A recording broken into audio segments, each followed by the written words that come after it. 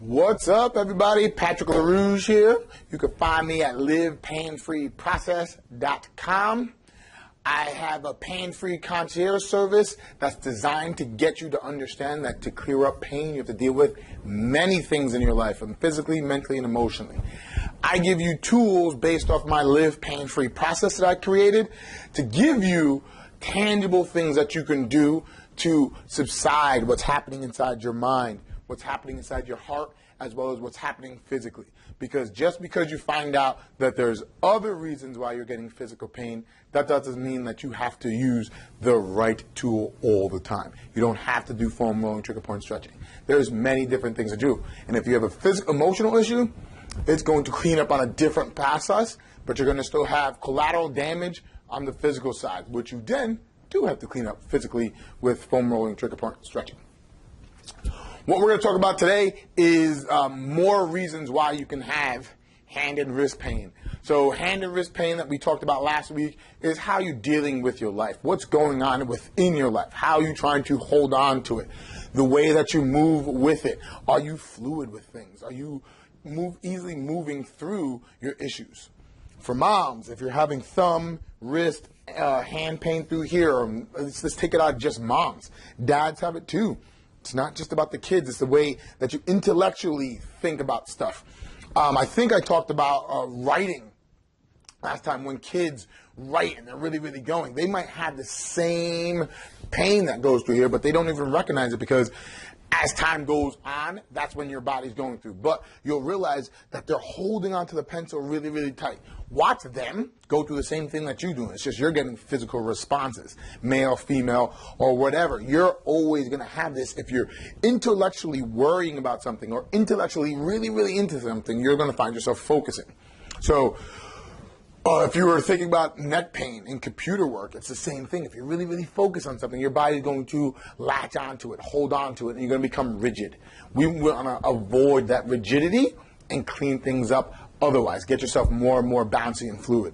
So other reasons why you can have the thumb pain and the wrist pain, it's all based off of stability versus mobility. Your body's always trying to hold on to something, make something stable.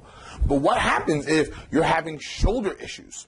If you're having shoulder issues, your body's not going to be able to come fluid. So it's going to lock this area up.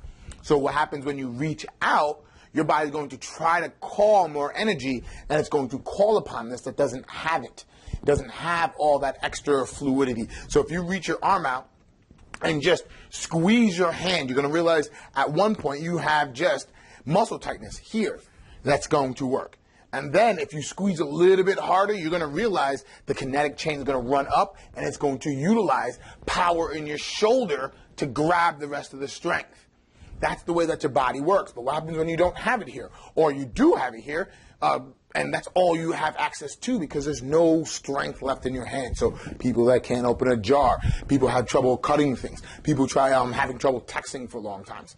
You tire out. All those issues are residing within the elbow as well as within the shoulder. Things need to move fluidly throughout. So another humongous reason, let me rephrase. Another way to focus on what's happening is you have to realize what's happening in the shoulder. So when I see hand cases, I also see shoulder cases. So when you're dealing with the hand stuff, you have to double back 2 months and start clearing up some of the shoulder stuff.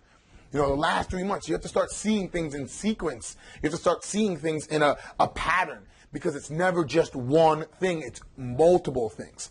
Like, I love having my library behind me. You have no clue. This is Anatomy Trains by Thomas Myers. This shows the deep fascial lines. This is a clear indication of what happens within your body in the world of how your shoulder can link up with your hand pain. Has a direct link. So if you're not stretching and opening your pec, your body's always going to have a tightness here.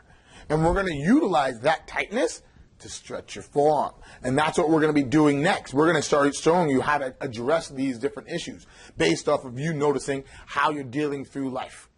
And then how to clean it up using from trigger point work and stretching. And that's what we're going to be talking about Next week is how to do it. So now, this is week 2, right? We want to get you to recognize, 1, how you're dealing with life, and 2, how does the rest of my body link up? And that's what's helping me. So let's say if we never did the shoulder and I started showing you all the hand stuff and you never cleared up what's up going on the shoulder, your hand will start to feel better, but you'll see a recycle come back later. And sometimes that recycle is even worse because now we made this work better, but now it has to work better, harder, longer because the shoulder is not being part of the game. So everything needs to work together all the time or things just tucker out. That's just what happens, right? So take a look at what's happening within the hand, how you're dealing with your life, how much are you worrying intellectually, as well as what's happening in the shoulder. Take a look at both of those and then tune in next week. Later.